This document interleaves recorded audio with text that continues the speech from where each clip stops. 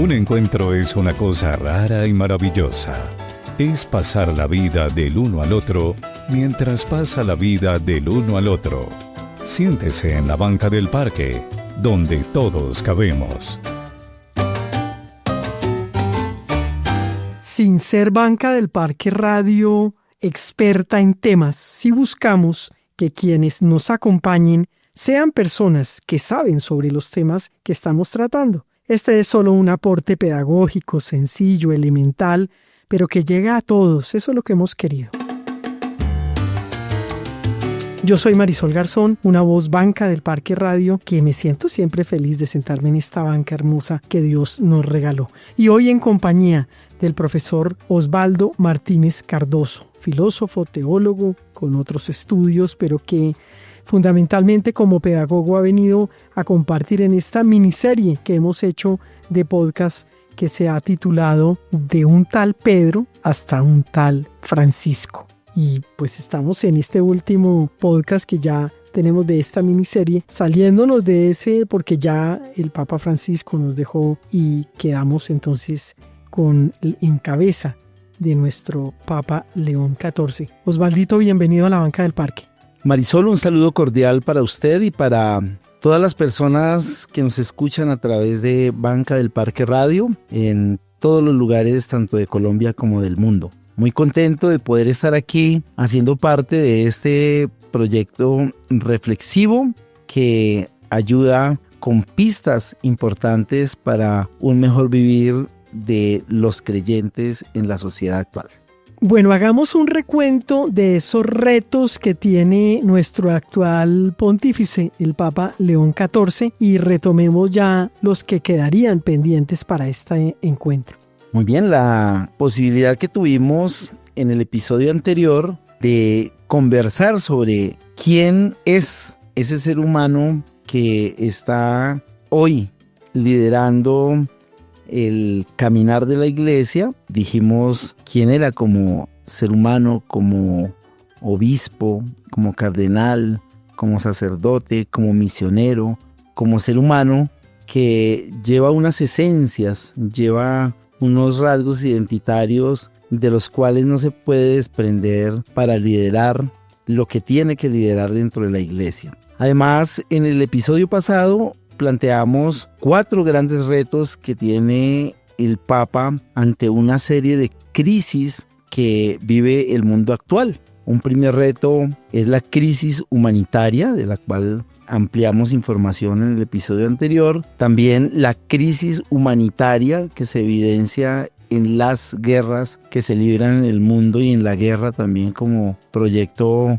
de los poderosos. Nos referimos también en el episodio anterior a la crisis económica, donde se evidencia un empobrecimiento generalizado, y nos referimos además a un cuarto reto que tiene que ver con la crisis ambiental que se evidencia en las prácticas de destrucción del planeta a la que hemos llegado como humanidad justamente por las directrices de un sistema económico que no cuida y que no valora esa fuente vital que es el planeta. Entonces, con base en esos 4 grandes retos, el día de hoy nos aprestamos a plantear otros que desde la realidad local y desde la realidad global se le pueden plantear al nuevo pontífice.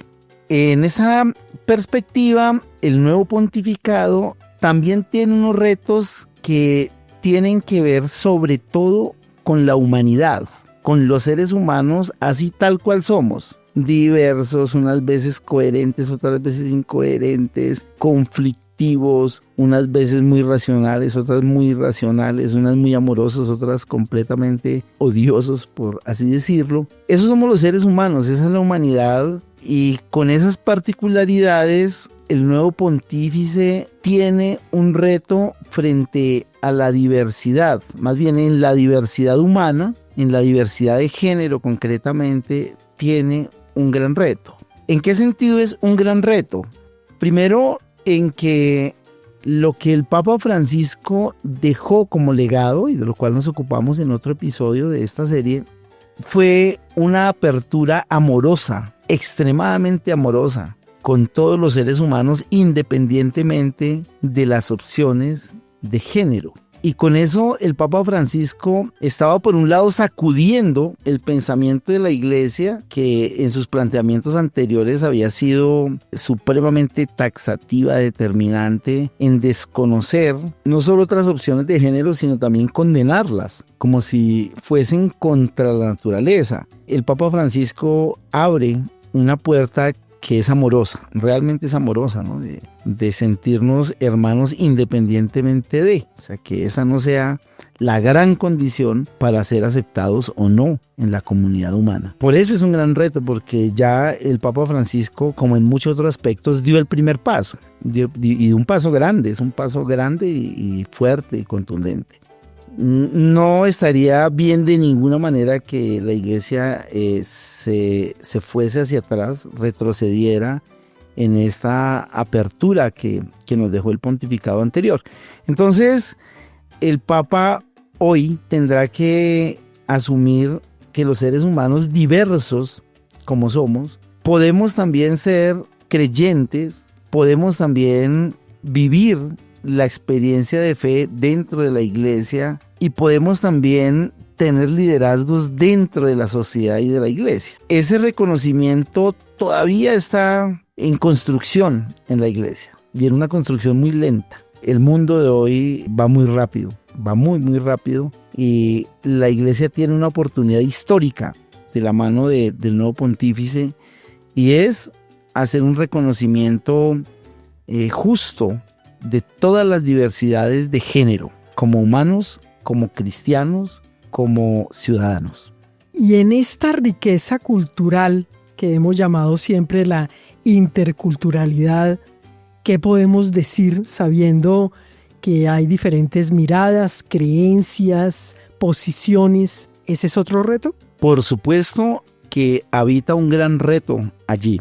Y ese gran reto, que es la interculturalidad o el diálogo intercultural, como también se le llama, ya no es nuevo en la Iglesia y afortunadamente ha evolucionado. ¿En qué sentido? En que ya no se considera el proyecto cristiano católico como el único gran proyecto de dignidad y de espiritualidad, sino que se considera el proyecto cristiano católico en diálogo, en interacción con otros proyectos culturales que han construido los pueblos históricamente en el mundo, en el planeta entero. Y eso rompe con una tendencia muy poderosa dentro de la Iglesia en el siglo XIX y en el siglo XX, que es la tendencia a la cristiandad, ir a cristianizar a la fuerza a los pueblos, desconociendo su cultura. Afortunadamente, insisto, hoy la Iglesia se ha planteado la interculturalidad como posibilidad.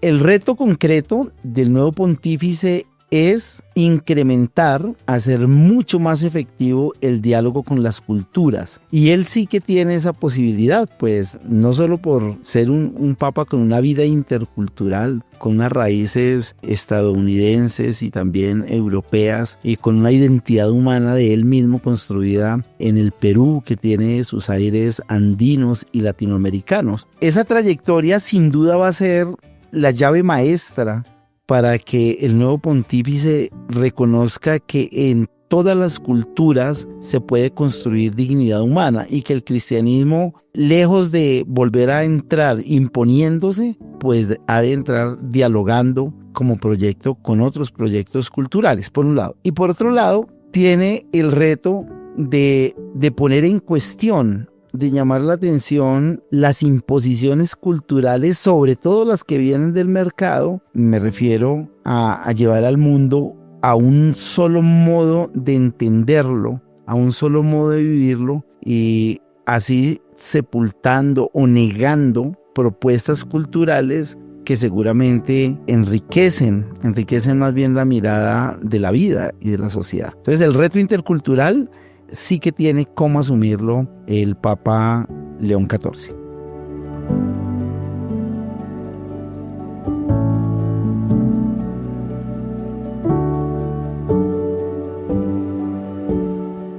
En ese diálogo interreligioso que logró nuestro querido Papa Francisco, que en paz descanse, pues uno siente que entramos a una etapa diferente de la que incluso crecimos en la fe muchos, que era pensar que la salvación solo nos llega a los católicos y que los demás no tienen la palabra, que no hay iglesias y religiones concretamente pues serias y con trayectoria.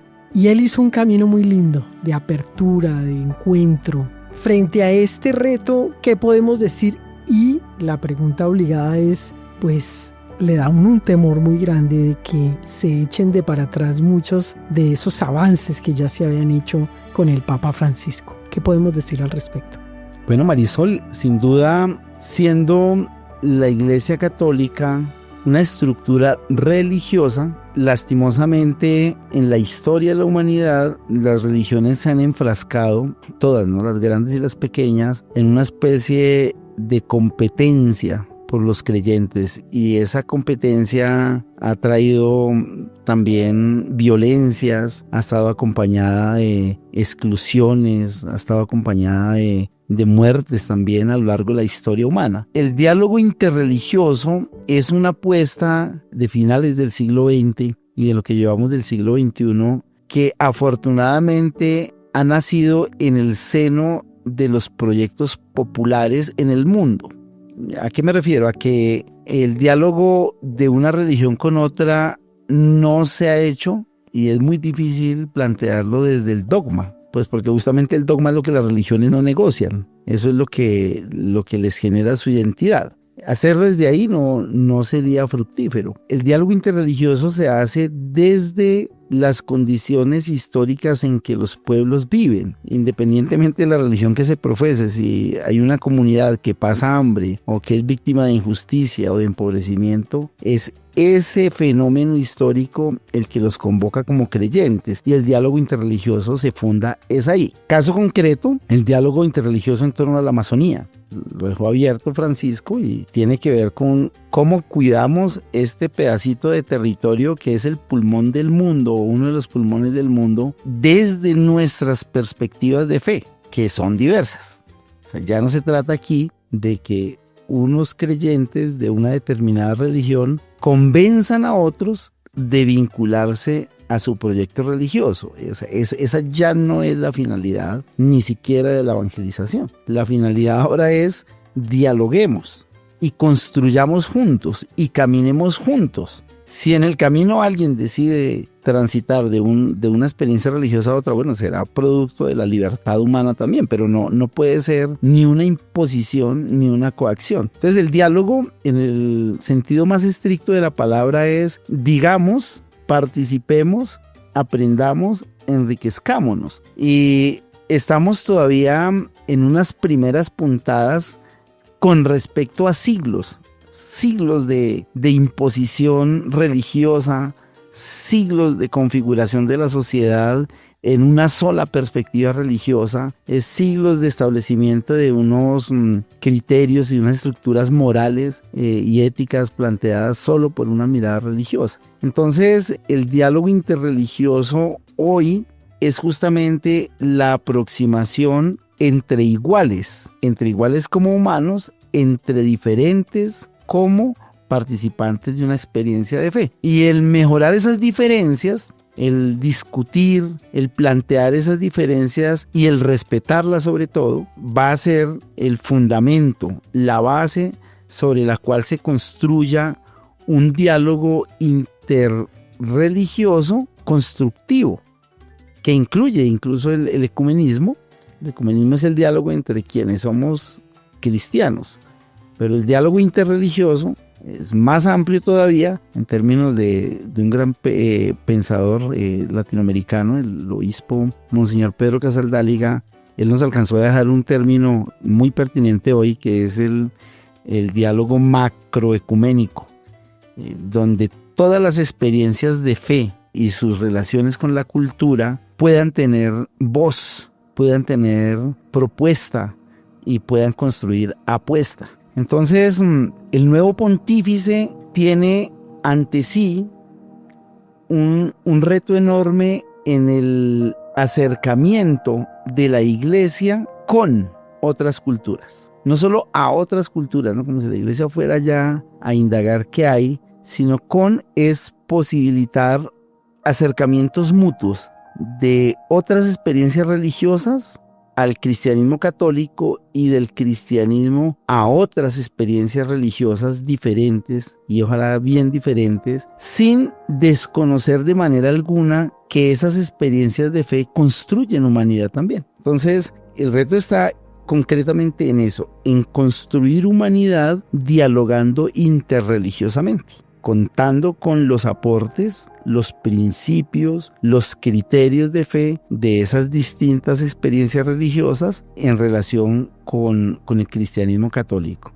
Y sin duda habrá puntos de encuentro, núcleos de articulación desde donde se pueda construir. Y con seguridad un papa que ha transitado pueblos indígenas, comunidades campesinas, barrios populares y que también conoce muchos lugares del mundo, justamente por su trayectoria como superior general agustino, tiene una mirada del mundo amplia. Y hoy se necesita, para hacer diálogo interreligioso, una mirada amplia y fraterna del mundo.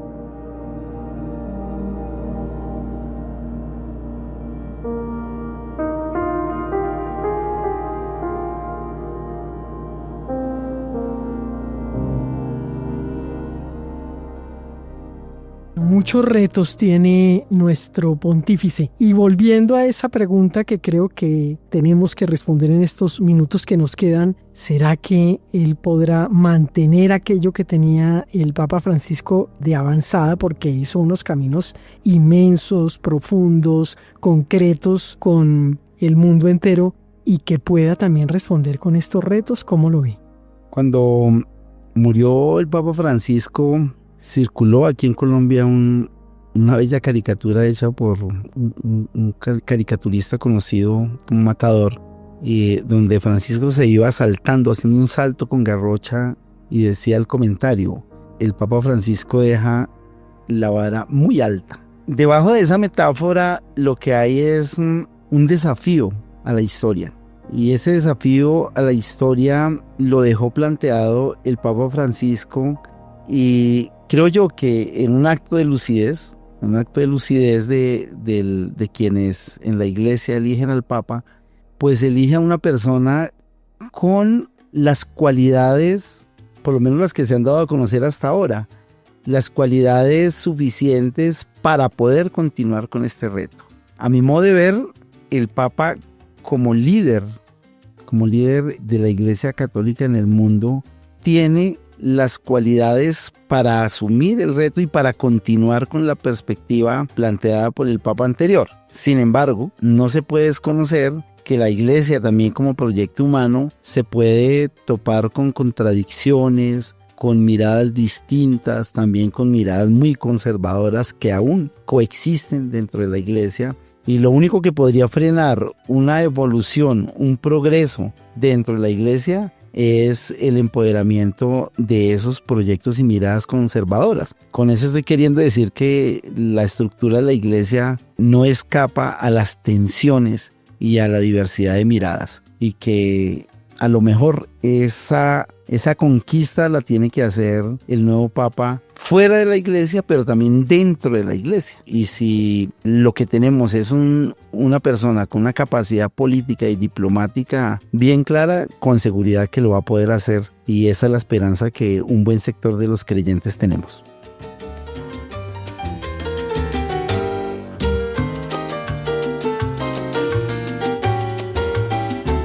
Creo que hay mucho para charlar, para profundizar, para conocer. De todos estos encuentros en esta bella banca del Parque Radio, la idea también es que nosotros, cuando estemos con otros, pues podamos profundizar y saber e investigar, ¿no? Como decía mi querido hermano Jaime Garzón, lea para que hablemos. Hay que leer, hay que investigar para poder tener argumentos para hablar, y sobre todo nosotros que como iglesia tenemos que saber muy bien y tener claridad. ¿Qué tarea nos deja en esta ocasión? Bueno, en este momento me parece que es clave compartir la tarea que tiene el pontífice.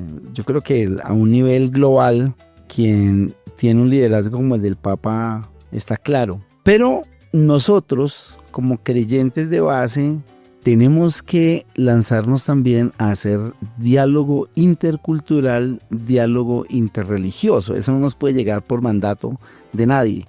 Entonces la tarea aquí es: gire un poco la cabeza, abra la ventana, abra la puerta y mire qué experiencias culturales y religiosas existen, viven en su entorno, y cómo usted puede establecer un diálogo respetuoso, fraterno, cuidadoso con otras experiencias religiosas y con otras experiencias culturales. Hágalo y cuéntenos cómo le va en esa tarea. Osvaldito, gracias por estar con nosotros, gracias por esta serie tan interesante sobre iglesia, que fue solamente unas pinceladas. No pretendemos hacer cátedra ni nada de eso, sino que la gente también pueda conocer, y todos los oyentes, desde nosotros mismos, que estamos muy pendientes de Banca del Parque Radio. Gracias a su merced y nos veremos en otra serie. Marisol, muchas gracias a usted por haberme invitado a ser parte de este ejercicio reflexivo, pedagógico, de fe, porque nos deja abierta la posibilidad de seguir conversando, reflexionando aquí en Banca del Parque Radio.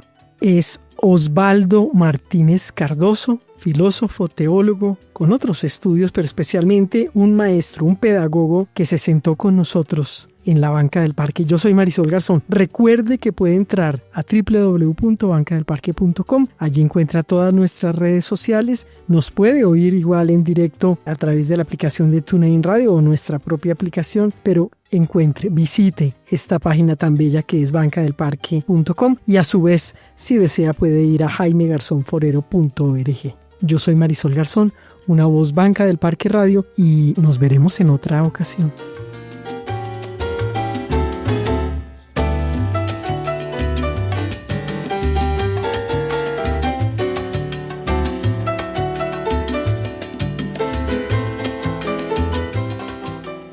Ahora la Banca del Parque queda sola. Los esperamos para un nuevo encuentro y seguir pasando la vida del uno al otro.